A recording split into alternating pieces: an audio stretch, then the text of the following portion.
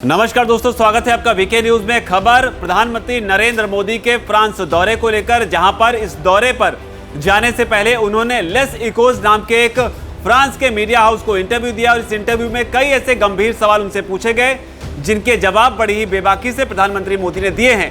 इन सवालों के बीच उन्होंने फ्रांस की तारीफ भी की है, लेकिन यूएनएससी में भारत की सदस्यता को लेकर प्रधानमंत्री मोदी ने दुनिया के तमाम नेताओं को कड़ा संदेश दिया है। साथ ही आपको इस वीडियो में भी बताएंगे कि यूएनएससी की मेंबरशिप अगर भारत को मिल जाती है तो इससे भारत को फायदा क्या होगा, पूरी खबर बताते हैं आपको। इस इंटरव्यू में प्रधानमंत्री नरेंद्र मोदी से संयुक्त राष्ट्र सुरक्षा परिषद में भारत की स्थायी सदस्यता को लेकर सवाल पूछा गया। पीएम मोदी से जब पूछा गया कि क्या संयुक्त राष्ट्र की विश्वसनीयता दांव पर है, इसके जवाब में पीएम मोदी ने कहा कि मुद्दा सिर्फ विश्वसनीयता का नहीं है बल्कि इससे भी बड़ा है।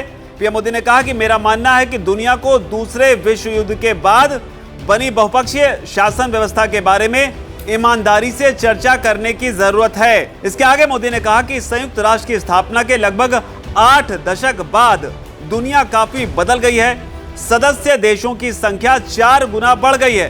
वैश्विक अर्थव्यवस्था का चरित्र बदल गया है।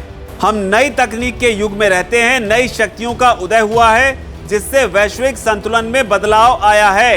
हम जलवायु परिवर्तन, साइबर सुरक्षा, आतंकवाद, अंतरिक्ष सुरक्षा, महामारी सहित नई चुनौतियों का सामना कर रहे हैं। तो ये पीएम मोदी ने लेस इकोस को इंटरव्यू देते हुए ये तमाम बातें कही हैं। इसके अलावा बड़ी बात यह है कि पीएम मोदी ने कहा, इस बदली हुई दुनिया में कई सवाल उठते हैं। क्या संयुक्त राष्ट्र आज की दुनिया का प्रतिनिधित्व करता है? क्या वो उन भूमिकाओं का निर्वहन करने में सक्षम है जिनके लिए उसे स्थापित किया गया था? तो ये सवाल प्रधानमंत्री मोदी ने दुनिया के तमाम दिग्गज नेताओं से पूछे हैं। इस इंटरव्यू में पीएम मोदी ने आगे पूछा कि क्या दुनिया भर के देशों को लगता है कि ये संगठन मायने रखते हैं या ये प्रासंगिक हैं? तो ये सवाल पीएम मोदी ने पूछा। लेकिन प्रधानमंत्री मोदी के इन तमाम बातों के बीच में सवाल उठता है कि यूएनएससी का सदस्य भारत नहीं है, तो इसे लेकर भी पीएम मोदी ने कहा कि ये विसंगति का प्रतीक है। हम इसे वैश्विक निकाय का प्राथमिक अंग कैसे मान सकते हैं जब अफ्रीका और लैटिन अमेरिका के पूरे महाद्वीपों को नजरअंदाज कर दिया जाता है? संयुक्त राष्ट्र दुनिया की तरफ से बोलने का दावा कैसे कर सकता है जब उसका सबसे अधिक आबादी वाला देश और उसका सबसे बड़ा लोकतंत्र इसका स्थायी सदस्य नहीं है? पीएम मोदी ने कहा कि इसकी निर्णय लेने की प्रक्रिया अपारदर्शी है। आज की चुनौतियों से निपटने में ये असहाय दिखती है। तो सीधा सीधा हमला प्रधानमंत्री मोदी ने यूएनएससी पर बोला है, जो उसकी आज की व्यवस्था है। इसके अलावा प्रधानमंत्री मोदी ने फ्रांस की तारीफ की है, क्योंकि फ्रांस उन देशों में शामिल है जो भारत को यूएनएससी का परमानेंट मेंबर बनाए जाने की वकालत हमेशा से कई मंचों पर करता रहा है। यूएनएससी का सदस्य अगर भारत बनता है तो इससे भारत को असल में फायदा क्या होगा, ये बताएं। इससे पहले आपको बताते हैं कि फ्रांस की तारीफ करते हुए क्या कुछ कहा है पीएम मोदी ने। पीएम मोदी ने कहा कि मुझे लगता है कि अधिकांश देश इस बात को लेकर स्पष्ट हैं कि वे संयुक्त राष्ट्र सुरक्षा परिषद में क्या बदलाव देखना चाहते हैं। इसमें भारत की भूमिका भी शामिल है। हमें बस उनकी आवाज सुनने और उनकी सलाह मानने की जरूरत है।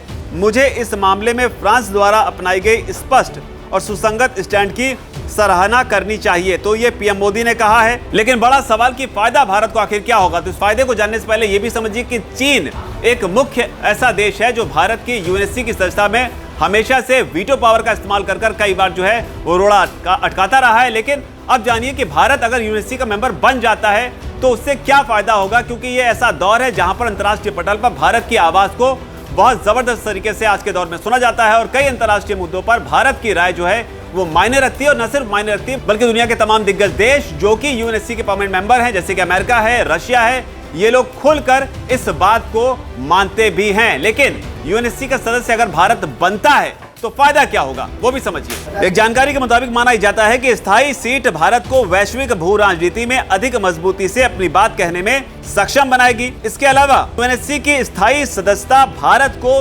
वीटो पावर प्रदान करेगी, वो पावर जो भारत के खिलाफ चीन कई मौकों पर इस्तेमाल करता रहा है।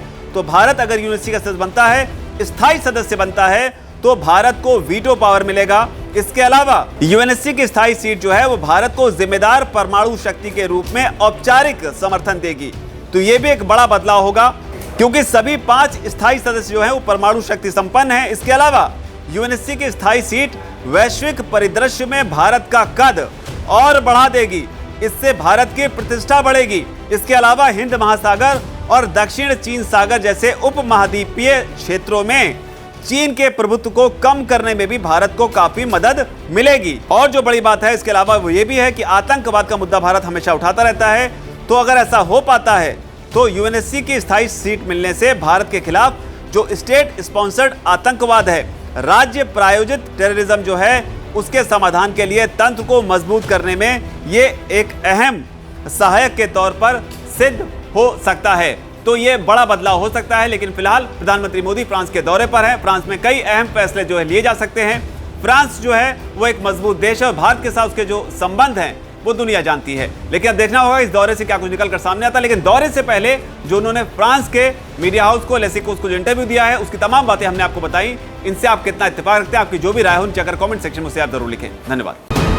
वीके न्यूज, राष्ट्र के नाम।